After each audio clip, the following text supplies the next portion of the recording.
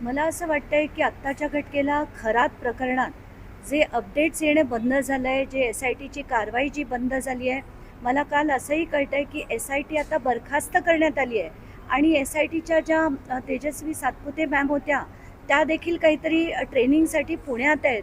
तर याचं पुढे झालं काय? इतकं मोठं प्रकरण जे 2 महिने पूर्ण महाराष्ट्रात गाजत होतं, इतका विकृत माणूस, त्याला शिक्षा होते की नाही, पुढे त्या सगळ्या कंप्लेंटचं झालं काय, चार्जशीट पूर्णपणे तयार झाली की नाही, या सगळ्या गोष्टी येताना दिसत नाही आहेत.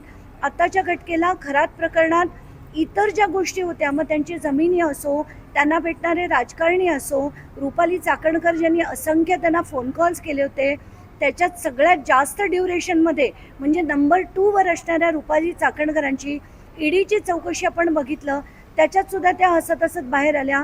तर चाललंय काय असा प्रश्न पडतो की वरून सगळं सेटिंग तर झालं नाही आहे ना, असा आत्ताच्या घटनेला प्रश्न पडतो. कारण सगळ्या राजकारण्यांची कोणाचीच चौकशी झालेली आपल्याला दिसत नाही आहे. एकनाथ शिंदेची नाही, आशिष शेलार नाही, चंद्रकांत पाटील नाही, त्याच्या जयंत पाटील नाही, जो दीपक केसरकर नाही.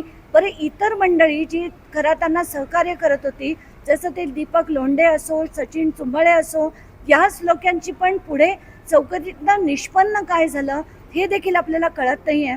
तर आत्ताच्या घटनेला या चौकशीचं का पुन्हा एकदा फारसच होता आणि याच्यातनं सुद्धा काही होणार नाही हे तरी सांगून टाका एकदाचं. कारण कमिट्यावर कमिट्या बसतात, SIT बसतात, निष्पन्न मात्र काहीच होत नाही.